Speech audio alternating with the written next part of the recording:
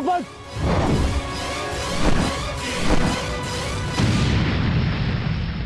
मेरा ही राज्य मुझसे ही छीनकर मुझे ही आधा राज्य भीख में दिया तुम्हारे पिता ने, और जिस आधे राज्य पर तुम शासन कर रहे हो वो मुझे स्वीकार नहीं है। इस अपमान का प्रतिशोध आज अवश्य लेकर रहूंगा। जो अपनी पुत्री का अपमान होने से न रोक सके वो अपने राज्य और अपने सम्मान की रक्षा क्या करेगा?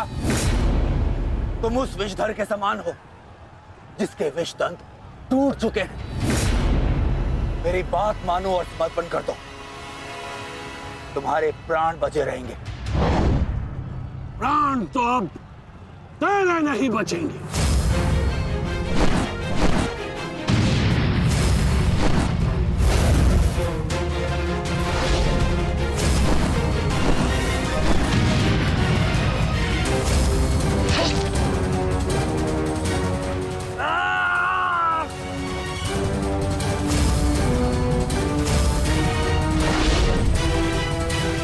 द्रुपद,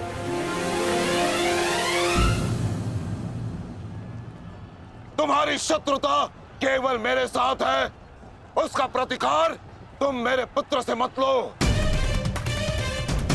अन्यथा अनर्थ हो जाएगा।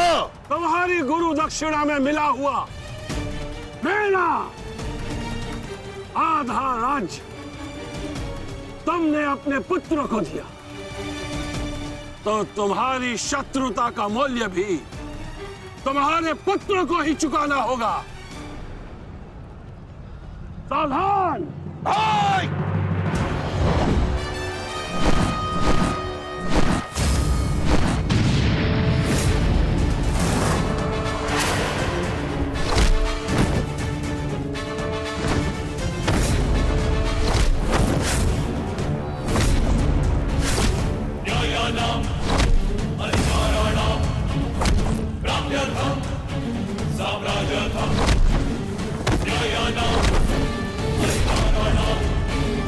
दुर्योधन, भीम ने तुम्हारे और 5 अनुजों का वध कर दिया है और अभी उसकी रक्त पिपासा बुझी नहीं है दुर्योधन।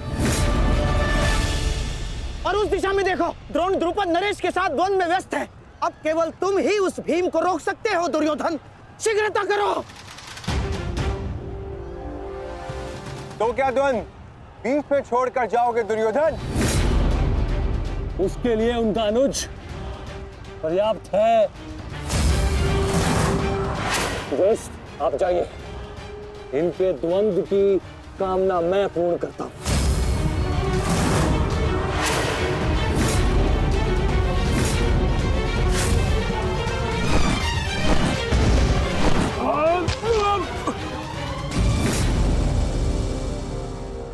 बार बार मुझे छोड़कर मेरे पिता पर वीरता क्यों दिखाते हो आचार्य? मुझसे द्वंद्व करो, मेरे जीवन का एक ही उद्देश्य है और वो है मेरे हाथों आपका वध। तब तक तुम्हें प्रतीक्षा करनी होगी धृष्टद्युम्न, क्योंकि जब तक द्रोण के हाथों में उसके शस्त्र है स्वयं काल भी उसका वध नहीं कर सकता। और स्मरण रहे धृष्टद्युम्न, तुम्हारे साथ साथ तुम्हारे जीवन का ये उद्देश्य भी उपहास बन के रह जाएगा। शस्त्र त्यागने की क्या आवश्यकता है द्रोण? प्रेम, सम्मान, धर्म तो तुम पहले ही त्याग चुके हो। मेरे पिता तुल्य गुरु और अपने पिता महर्षि भरद्वाज पर तो तुम लांछन भी लगा चुके हो। तुम्हारी आत्मा तो कब की मर चुकी है द्रोण, कब की। अब केवल यह शरीर है, इसे त्यागने का समय आ गया है और वो समय अभी है। सावधान द्रुपद!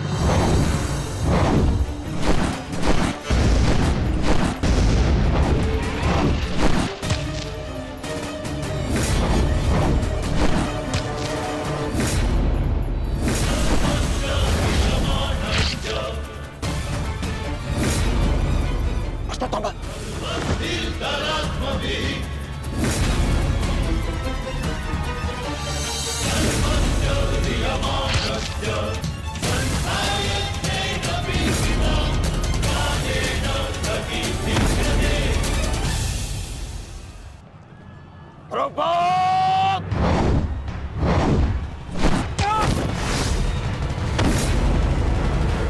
पिताश्री!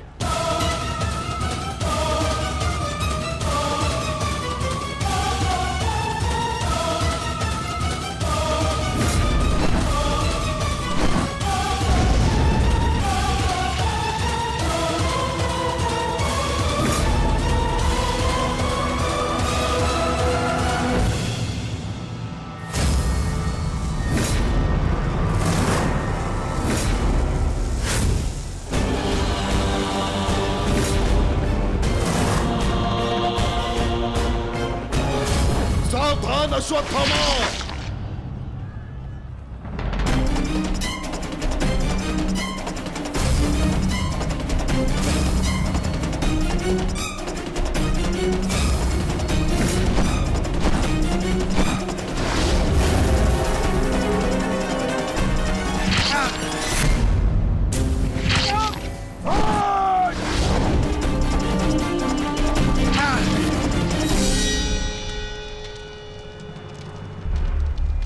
पिताश्री!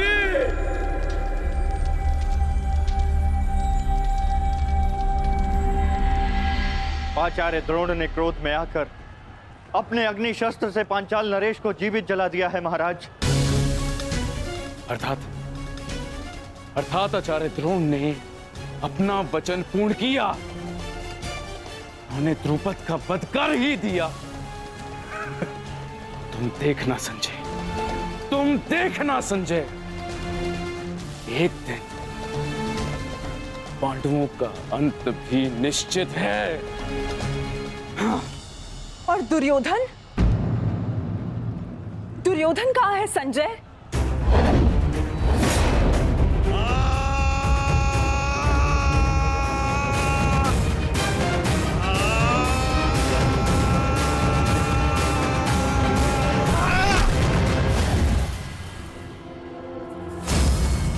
तुम्हें ज्ञात भी है, अब तक तुम्हारे 55 अनुजों का रक्त मैं अपनी गदा को पिला चुका हूं।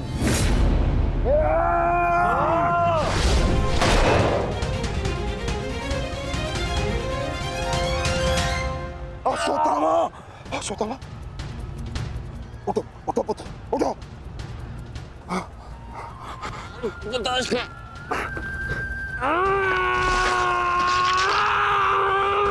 पुत्र, पुत्र, पुत्र, तुम बहुत अधिक चोटिल हो गए हो। तुम एक काम करो, तुम शिविर में जाओ, जाओ। नहीं पिताश्री, मैं कोई बालक नहीं हूँ पिताश्री जो इस चोट से हार जाऊंगा। एक योद्धा रणभूमि छोड़कर नहीं जाता पिताश्री। मेरी बात मानो, तुम्हें बहुत आवश्यक है वहां जाना। जाओ शिविर में जाओ, जाओ पुत्र, मेरी बात मान लो, जाओ, जाओ पुत्र। अनर्थ कर दिया तुमने द्रोण। मुझे मेरे पिता की मुखाग्नि देने का अवसर भी नहीं दिया। अब तुम्हें आर्य भी मेरे हाथों से नहीं बचा सकते।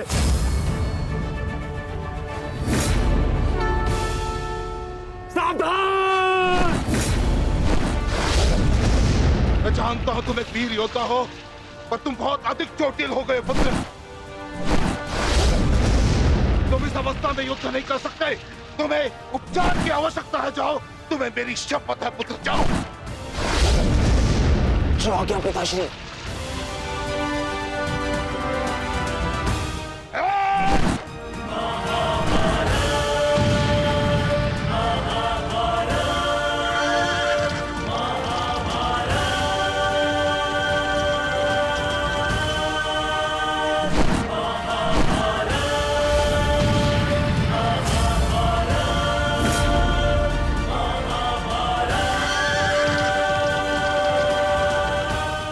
अश्वत्थामा जा रहा है पार्थ। भीम और युधिष्ठिर को संकेत भेजो।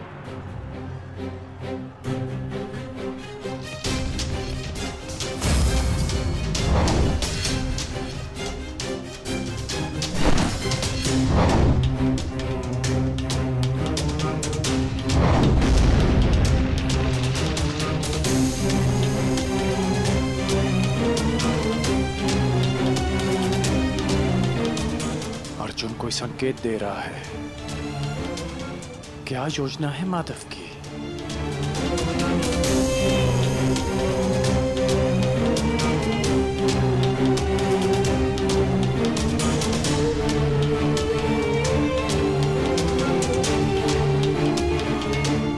जाना तो नहीं चाहता, परंतु माधव का संकेत है, मुझे जाना होगा। प्रतीत होता है तुम्हारे जीवन के कुछ प्रहर अभी शेष है।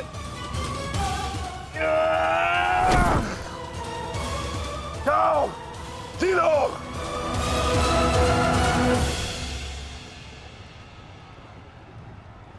सारथी, आगे बढ़ो।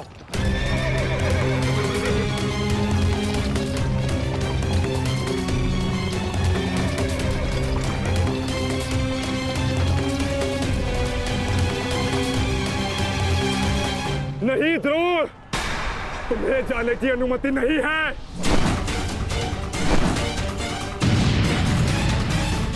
कर्ण, अश्वत्थामा की सहायता करो।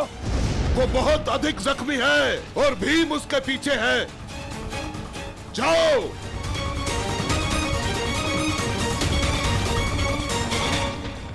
नहीं, मैं कर्ण को जाने नहीं दूंगा आचार्य।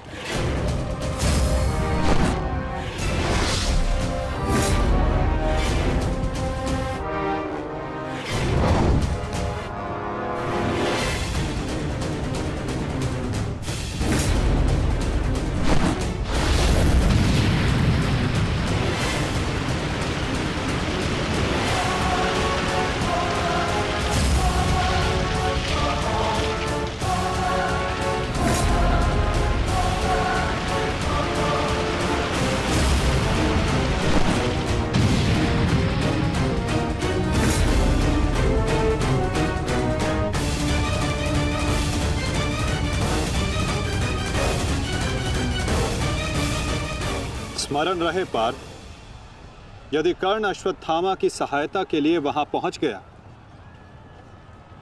तो हमारी योजना विफल हो जाएगी।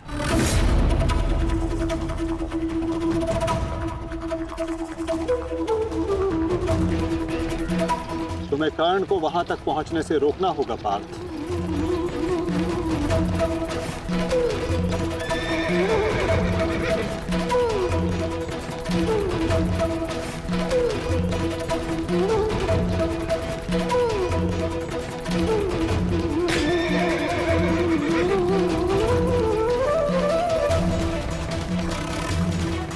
हमें केवल अश्वत्थामा के साथ बने रहना है।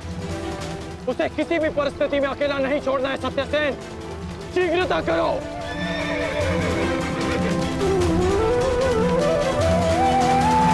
माधव, हमें कर्ण को रोकना होगा, अन्यथा हमारी योजना विफल हो जाएगी और आचार्य द्रोण का वध करना असंभव हो जाएगा।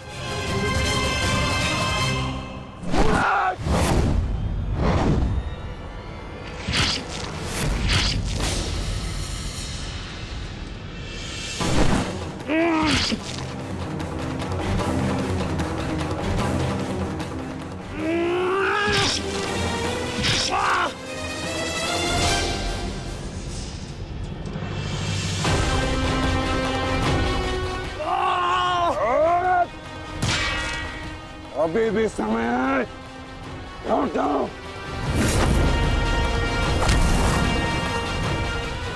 मैं तब तक यहां से नहीं लौटूंगा जब तक आपके प्राण नहीं ले लेता आचार्य।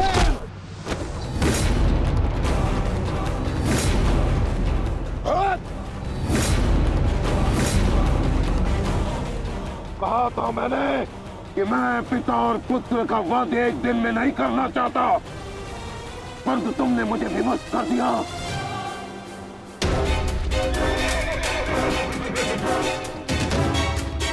चलिए माता, कर्ण के पीछे चलिए। नहीं पार्थ, इस समय दृश्यद्युम्न को हमारी सहायता की आवश्यकता है और यहां से जाना हमारी योजना का भाग नहीं है। तुम आचार्य द्रोण के साथ युद्ध करो।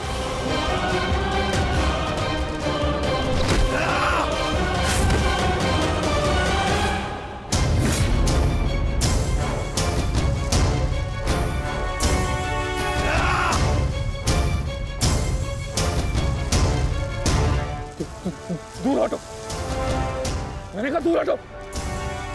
अन्यथा परिणाम ठीक नहीं होगा। तू हटो। देखा देश, अंत समय आने पर भी कुछ मूर्खों की अकड़ नहीं जाती, उनकी अकड़ उनके मृत्यु के साथ ही जाती है।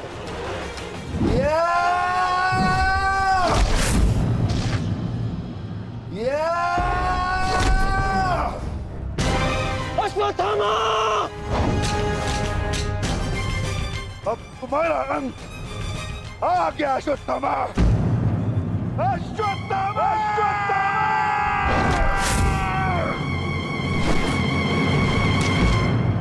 ये तो भीम का स्वर है।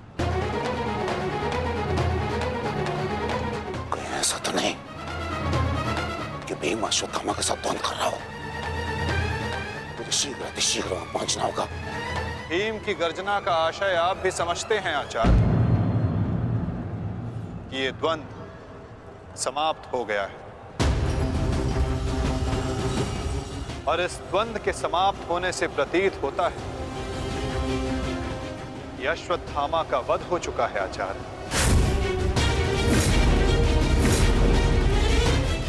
असंभव, असंभव नहीं है माधव। तो द्रोण का पुत्र अश्वत्थामा, और जब तक द्रोण जीवित है अश्वत्थामा को कुछ नहीं हो सकता। मेरा हृदय कहता है कि मेरा पुत्र जीवित है, कुछ नहीं हुआ उसे। और वैसे भी मुझे आपके बातों पे विश्वास नहीं है माधव।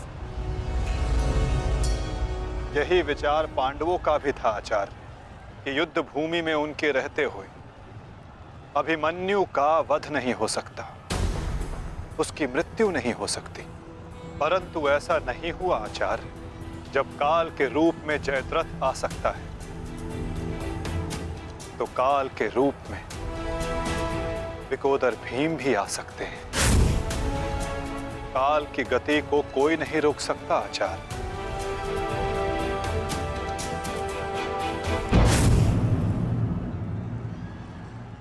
सावधान भीम!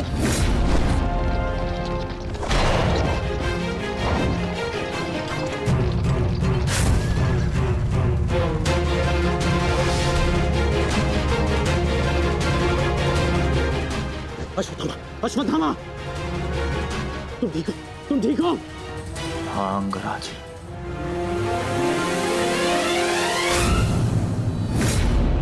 ये तो भीम पुत्र सुतसोम है। फिर भीम कहाँ है? वो वही है जहां उन्हें होना चाहिए।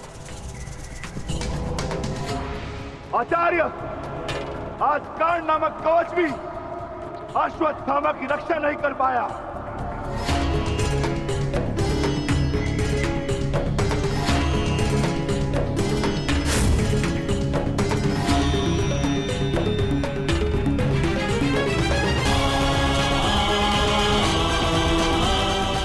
ये पांडवों की योजना है, मुझे आचार्य द्रोण से दूर रखने के लिए। अंगराज, आप कहना क्या चाहते हैं? क्या कहना चाहते हैं अंगराज? आज पांडवों का लक्ष्य तुम नहीं, आचार्य द्रोण है। सत्य है ये, मेरा पुत्र अभी तक जीवित है, कुछ नहीं हुआ उसे। सत्य कहो, सत्य कहो भीम।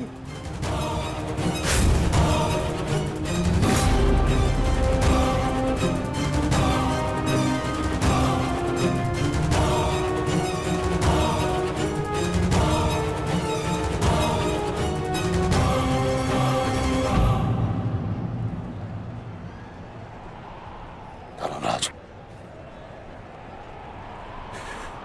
मैं तुमसे सुनना चाहता हूं, ये सत्य क्या है?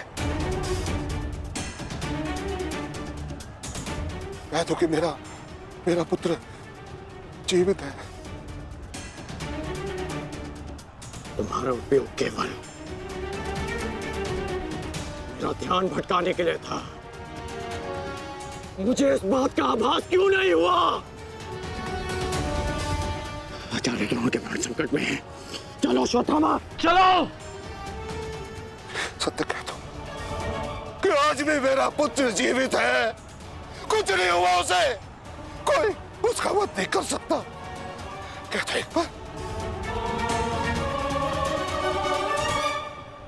युद्ध भूमि में तुम्हारा विकोदर भीम के साथ रहना अनिवार्य है युधिष्ठिर, क्योंकि आचार्य द्रोण जानते हैं कि विकोदर भीम असत्य बोल सकते हैं,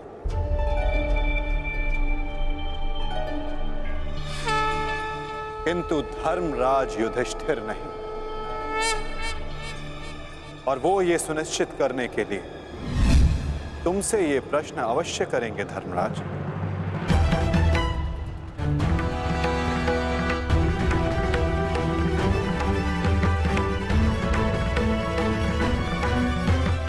आप मेरे शत्रु हैं आचार्य, कौरवों के सेनापति।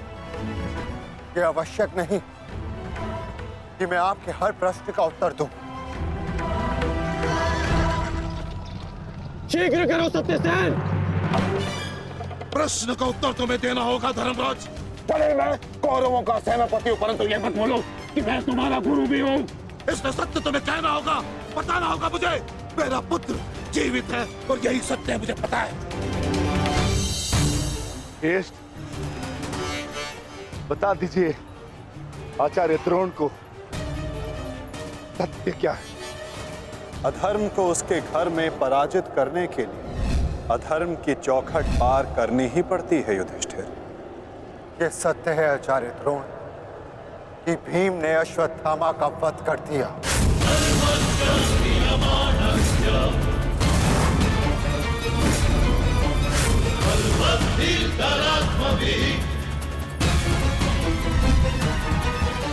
नहीं माधव, मैं असत्य नहीं कहूंगा।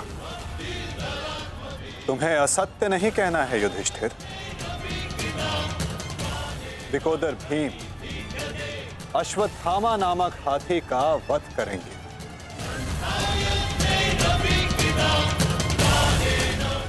तुम्हें केवल यह कहना है कि अश्वत्थामा मारा गया। इससे ना तुम्हारा धर्म टूटेगा और हमारी योजना भी सफल हो जाएगी।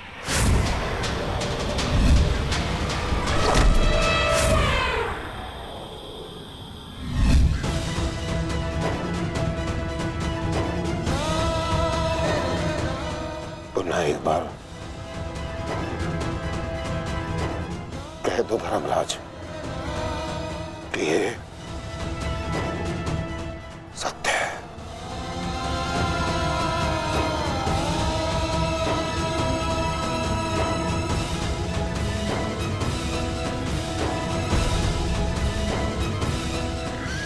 शीघ्र करो सत्यसेन। आपने बिल्कुल सही सुना आचार्य द्रोण।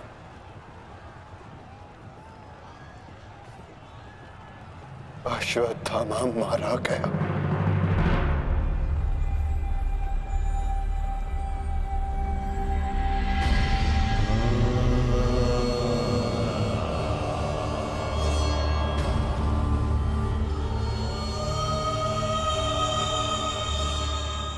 परंतु वो एक मनुष्य नहीं,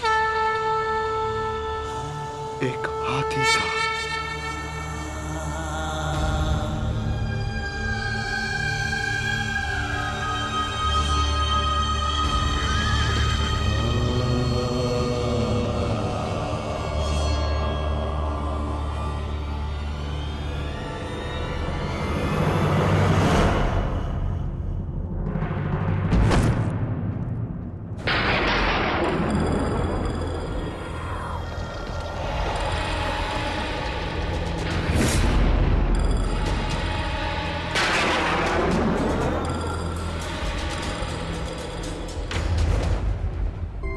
जिस पुत्र के लिए आप आचार्य से शिक्षक बन गए, जिस पुत्र के लिए आपने अपने शिष्यों से गुरु दक्षिणा नहीं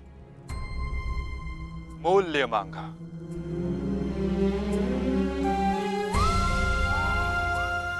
और उसी पुत्र के कारण आप एक एक करके अधर्म की सीढ़ियां चढ़ते चले गए आचार्य। मनुष्य प्रेम में उत्थान करता है, परंतु मोह में केवल उसका पतन होता है आचार्य। आप जिसे पुत्र प्रेम समझते रहे वो पुत्र प्रेम नहीं, पुत्र मोह था आचार्य, और वही आपके पतन का कारण भी।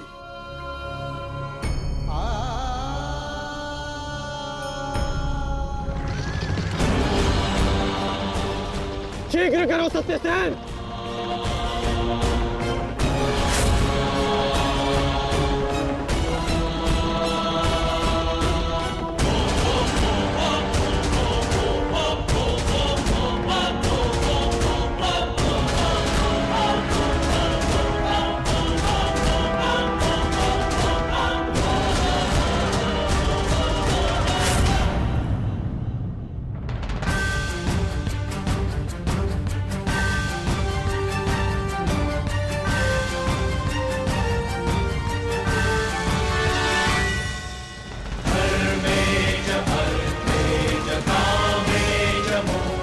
मेरा पुत्र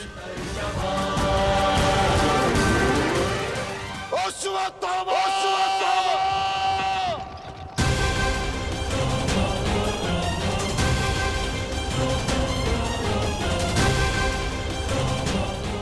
आपके साथ छल हुआ है आचार्य। अश्वत्थामा जीवित है। पिताश्री! पिताश्री!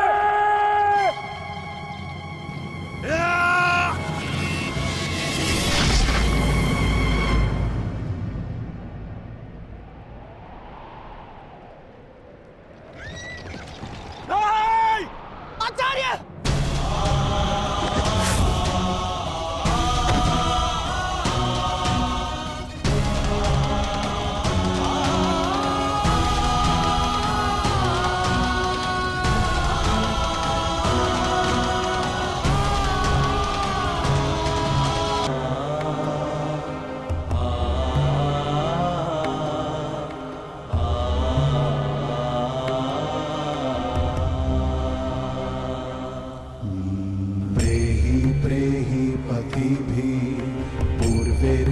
यत्रा ना पूर्वे पीतर पर्युः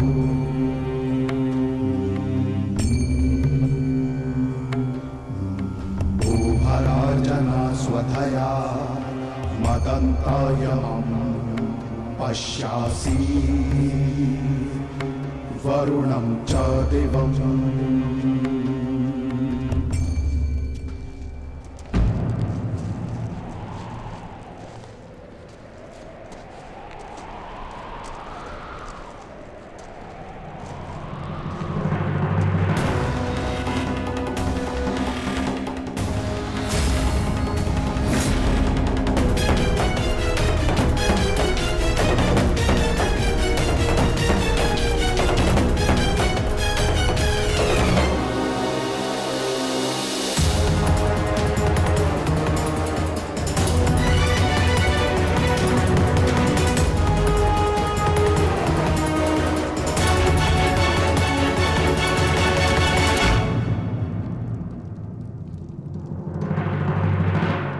लोभी, कुटिल, छलिया, कपटी, महाविनाशी,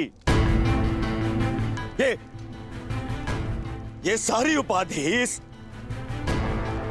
इस दुर्योधन की थी। परंतु आज युधिष्ठिर तुमने मुझसे ये सारी उपाधियां छीन ली और अपनी बना ली।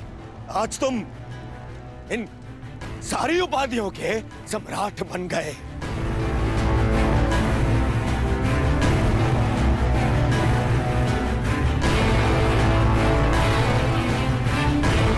प्रणिपात सम्राट, अरे अरे बोलो, सम्राट आए हैं। छल सम्राट युधिष्ठिर की जय बोलो, बोलो छल सम्राट युधिष्ठिर की जय।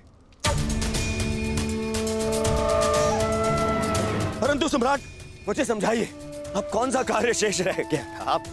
आपने यहां आने का कष्ट कैसे किया सम्राट?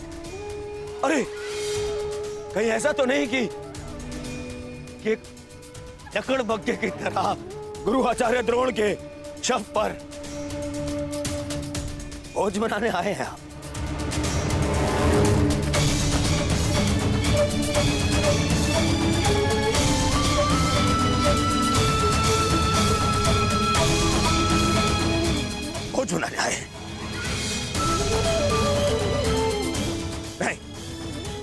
नहीं सम्राट, मैं क्षमा चाहूंगा, परंतु मैं इस बात की अनुमति नहीं दूंगा आपको।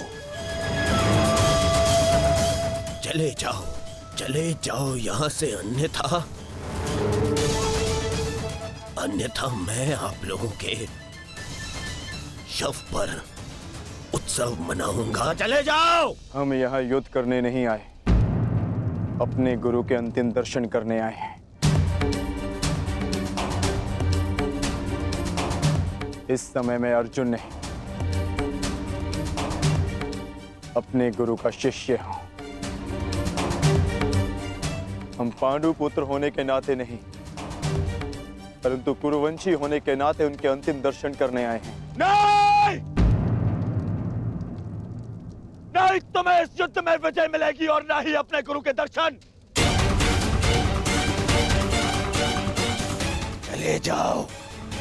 चले जाओ यहां से, अन्यथा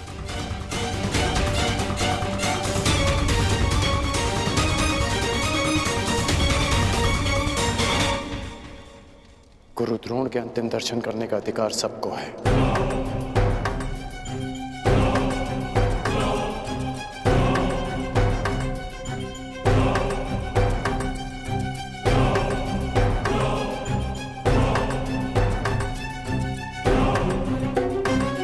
बहुत बड़ी गुरु दक्षिणा दी आपने अपने गुरु को, छल से मृत्यु दी तुमने अपने गुरु को। उन्होंने अनेकों दिव्यास्त्र सिखाए तुम सबको, परंतु विश्वासघात नामक अस्त्र का कोई उत्तर नहीं था उनके पास। धर्मराज, क्या उत्तर है आपके पास आपके छल का?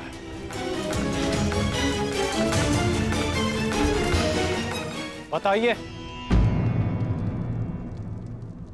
मेरा चयन बिल्कुल ठीक था, दुर्योधन तुमसे बेहतर राजा होगा।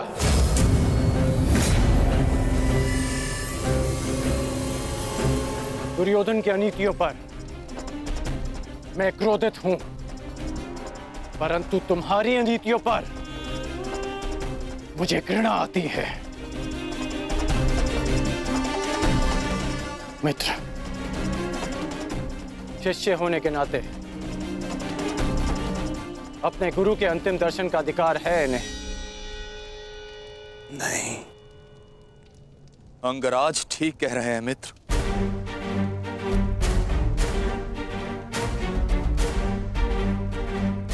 इन्हें अधिकार है।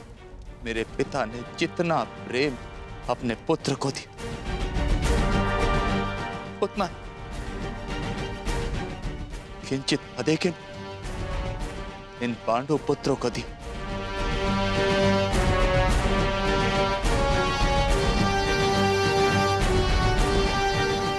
उससे भी अधिक इस अर्जुन को।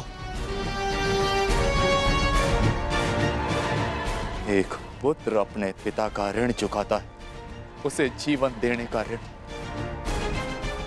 मैं भी अपने पिता के दिए जीवन का ऋण चुकाऊंगा, और वो ऋण पांडवों को चुकाना होगा।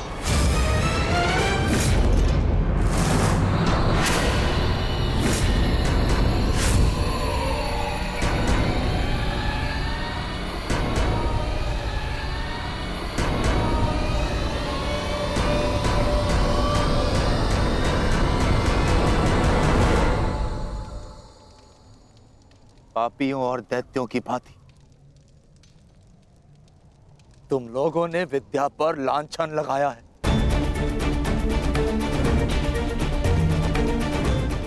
ज्ञान का नाश किया है तुम लोगों ने, नाश। धिक्कार है तुम लोगों पर।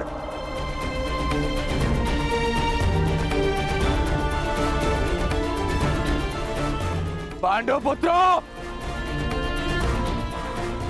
जब तक मैं तुम्हारी मृत्यु अपनी आंखों से ना देख लूं, मुझे मृत्यु प्राप्त नहीं होगी। तुम्हारे वंश के साथ मृत्यु की होली खेलूंगा मैं। जिन बच्चों ने आज मुझे रोका, मैं उनकी सांसें रोक दूंगा।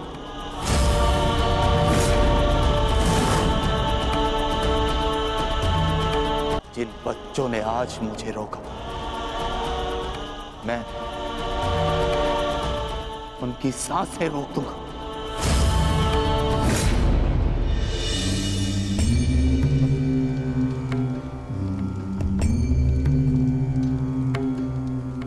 प्रेहि प्रेहि पतिभिः पूर्वैर्भिर्यत्र न पूर्वे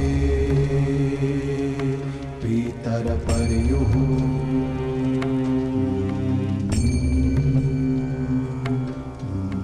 भूभराजना स्वधया मदन्तायमं पश्यासि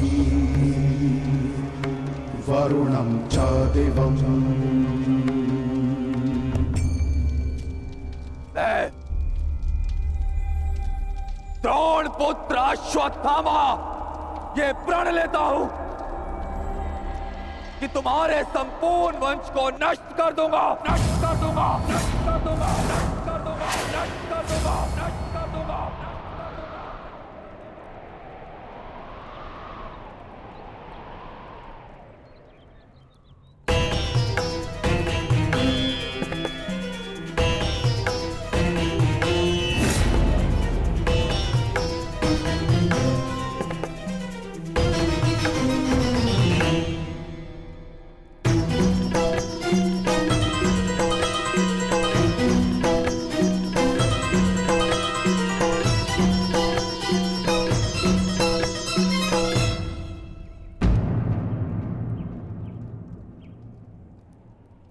क्या सोच रही हो सखी? असंख्य चिताएं, असंख्य अग्नि जलकर भस्म हुआ मेरा मान, मेरा सम्मान, मेरा अभिमान, मेरे सभी संबंध, ये सब लाभ भी तो हानि को ही मिले।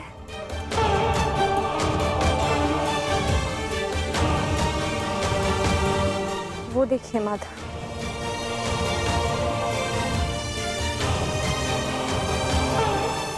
भ्राता धृष्टद्युम्न के जीवन का गणित संपूर्ण हुआ।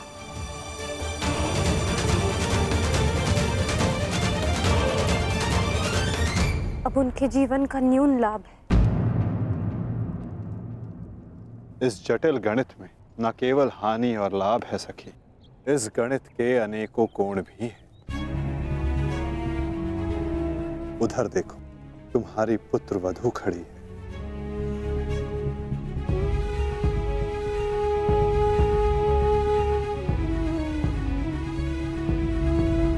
जो वस्त्र हरण तुम्हारे साथ हुआ, वो अन्य किसी स्त्री के साथ ना हो, उसकी लज्जा का रक्षण हो सके,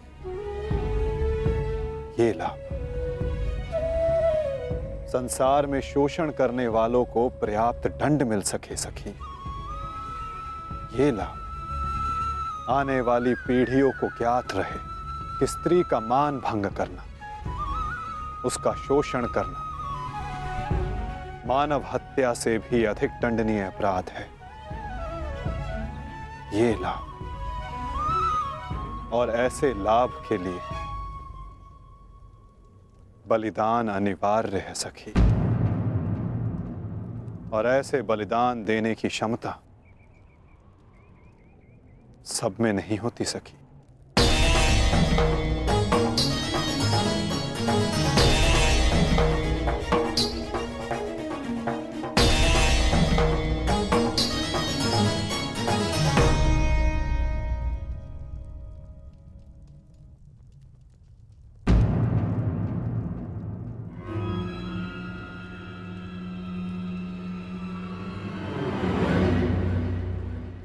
सुप्रिया का संदेश आया है भगत ग्राम से।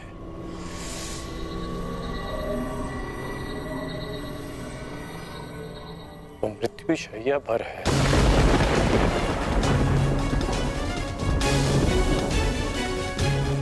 इसमें लिखा है कि उसके पास अधिक समय नहीं बचा। हमें शीघ्र उसके पास पहुंचना होगा कर्ण। उसे तुम्हारी आवश्यकता है। हाँ, अंगराज, चेश ने संदेश भेजा है, आपको शीघ्र उपस्थित होने को कहा है।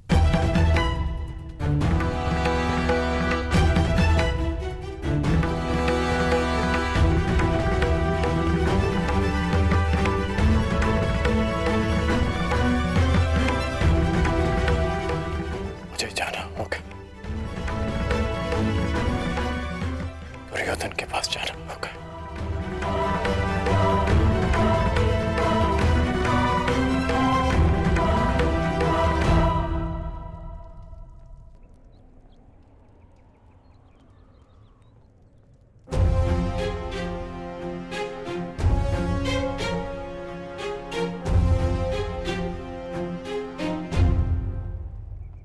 अनेक दिनों से मेरा हृदय ही नहीं, मेरा मन भी जो चाहता था, आज वो पूर्ण होने जा रहा है।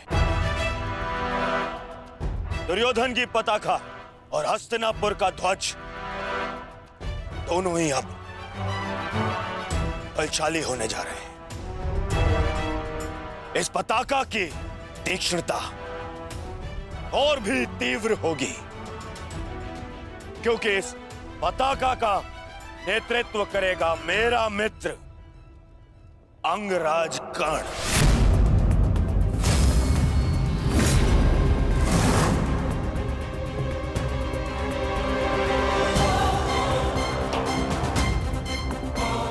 मित्र, आज से मैं निश्चिंत हो गया। मुझे पूर्ण विश्वास है कि तुम्हारे नेतृत्व में इस युद्ध में विजय हमारी ही होगी। आज से हमारी सेना के सेनापति हो तुम।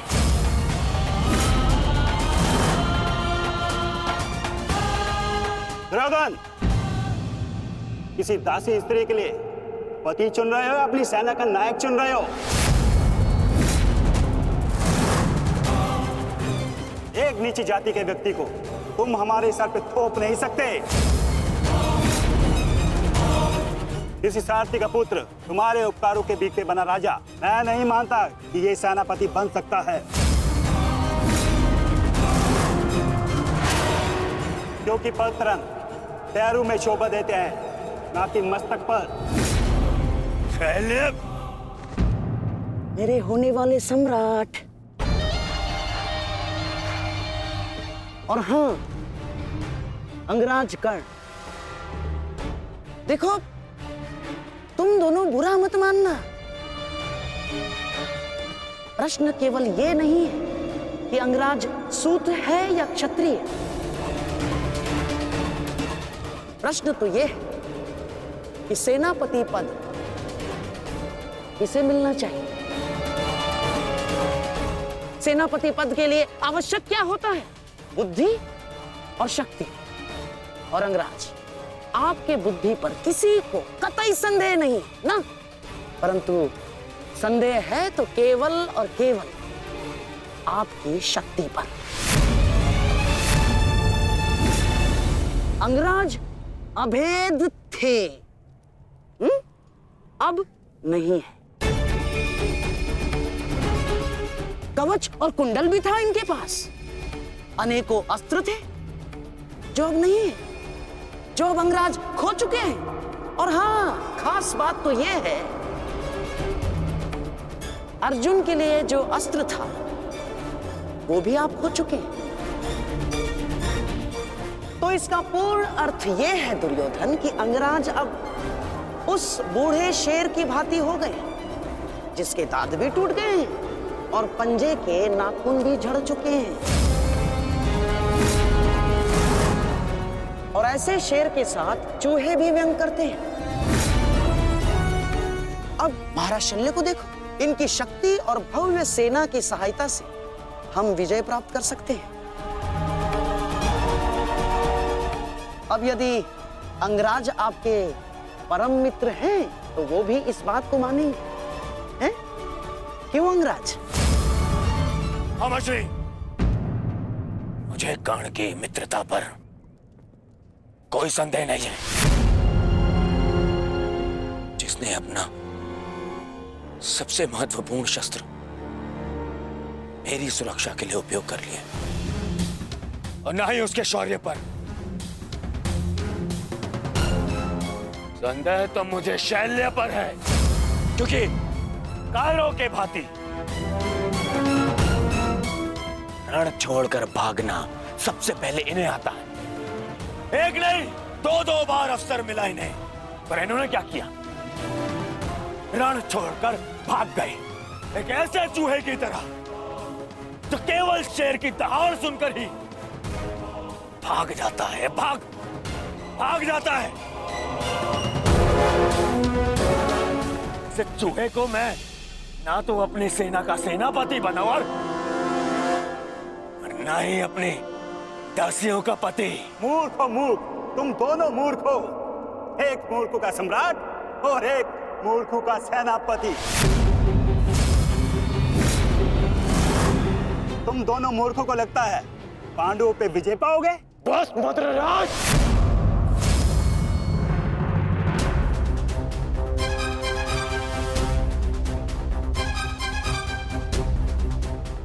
मैं भले ही छोटी जाति का हूं, परंतु तुम्हारे कार्य और तुम्हारी जीवा मुझसे भी निचली जाति के हैं। तुम्हें मेरे माता पिता का ऋणी होना चाहिए कि उन्होंने मुझे अच्छे संस्कार दिए, नहीं तो अभी तक तुम्हारी जीवा मेरे पैरों के नीचे होती।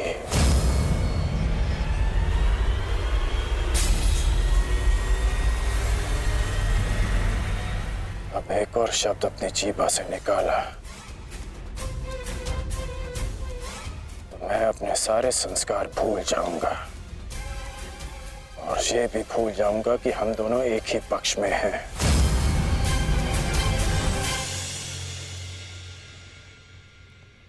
कुछ भी कह लो, कुछ भी कर लो, जब तक तुम सेनापति हो मैं नहीं लड़ूंगा।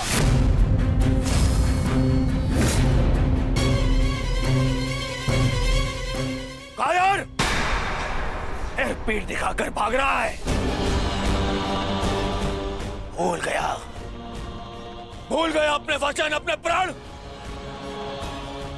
कि भेज दूं तुम्हारे राज्य में यह संदेश कि उनका राजा न केवल भगोड़ा है और अपने वचन भी नहीं निभाता।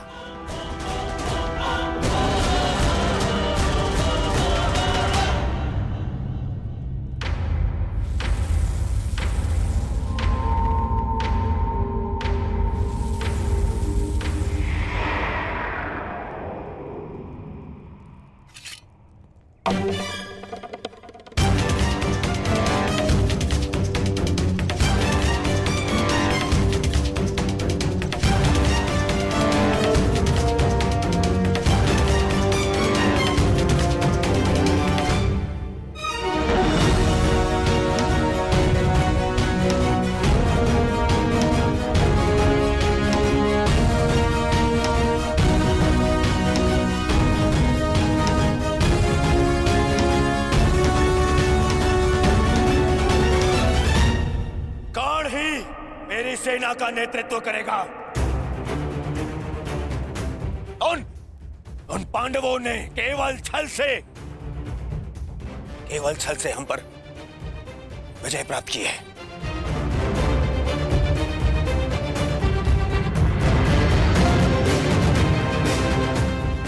कर्ण मेरा कवच है, मेरा विश्वास है।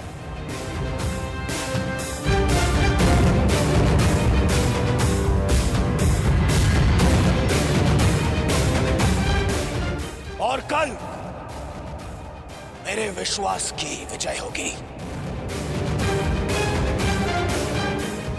मेरे सामर्थ्य की विजय होगी और मेरे शत्रु के छल की पराजय।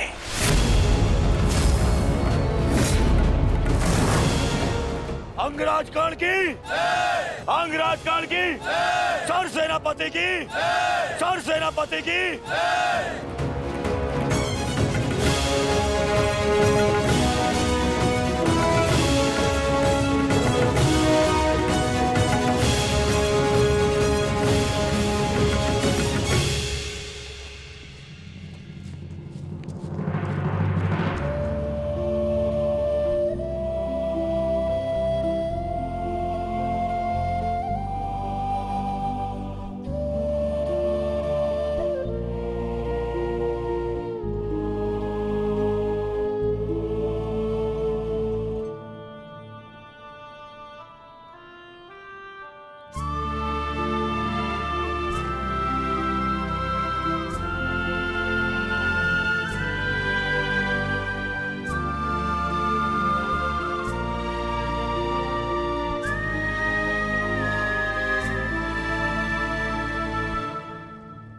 कर्ण, तो तुम नहीं जा रहे हो?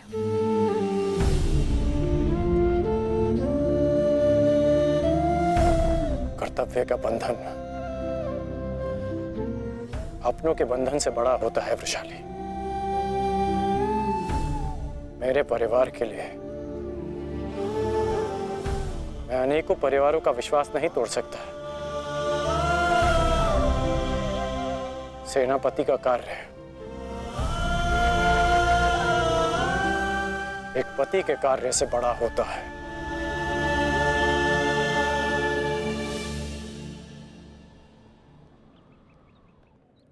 दुर्योधन को, इस सेना को मेरी आवश्यकता है।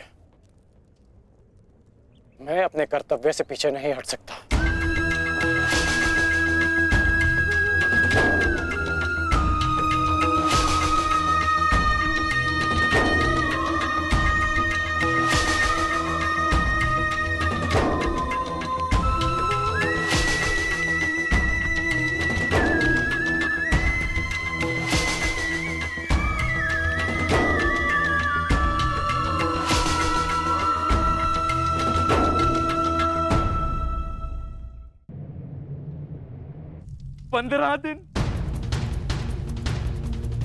मात्र 15 दिन पूर्ण हुए हैं इस युद्ध के संजय, और इन 15 दिनों में मैंने अपनी सारी शक्ति, सारे सहारे खो दिए हैं।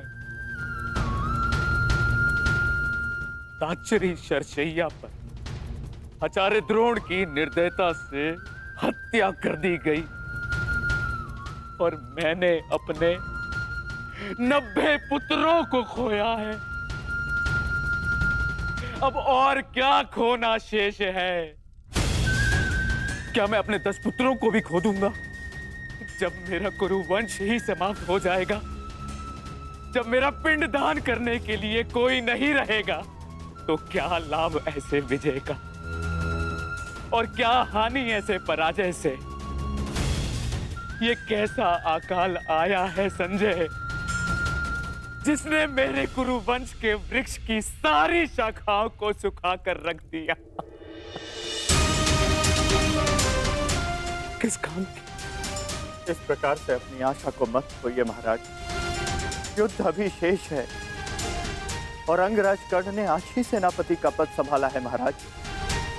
वो अपने वचन को अवश्य ही पूर्ण करेंगे, और जब तक अंगराज कर्ण जीवित है महाराज, तब तक कुरुवंश के वृक्ष को कोई नहीं सुखा सकता महाराज। बस अब कर्ण में ही मुझे वो आशा की किरण नजर आती है। गांधारी, गांधारी कहाँ है? वो जा चुकी है महाराज। जा चुकी? परंतु कहाँ? उन्हें सूचना मिली है कि निकट के गांव में महर्षि वेदव्यास प्रवास कर रहे हैं महाराज, और वो शीघ्र ही कुरुक्षेत्र में जाने वाले हैं। और महारानी को आशा है इस महाविनाश को रोकने के लिए महर्षि वेदव्यास से मिलकर कोई बीच का मार्ग अवश्य निकालेंगे। जिस प्रकार से आपके पुत्रों के जन्म के समय महर्षि वेदव्यास ने विशेष सहायता की है, उसी प्रकार से आपके पुत्रों के जीवन के रक्षण के लिए सहायता अवश्य करेंगे महाराज। मूर्खता है ये, मूर्ख है महारानी। संजय, शीघ्र ही कुछ सैनिकों को भेजो और महारानी को लौट आने को कहो। जी महाराज। भेजो।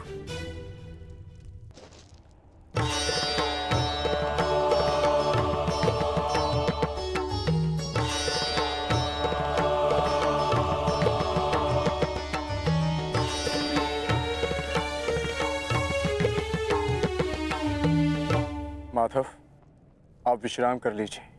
सूर्य उदय होने में केवल एक प्रहर शेष है। मुझे ज्ञात है पार्थ, और आज का ये सूर्य उदय न केवल अपने साथ प्रकाश या सूर्य की किरणें लाएगा, आज का ये सूर्य उदय अपने साथ एक परीक्षा भी लाएगा पार्थ।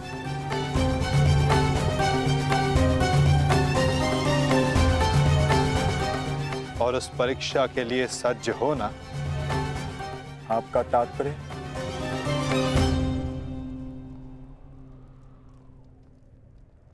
आज से व्यूहरचना का भाग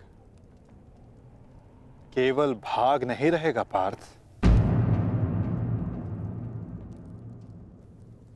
स्वयं व्यूहरचनाकार होगा पार्थ।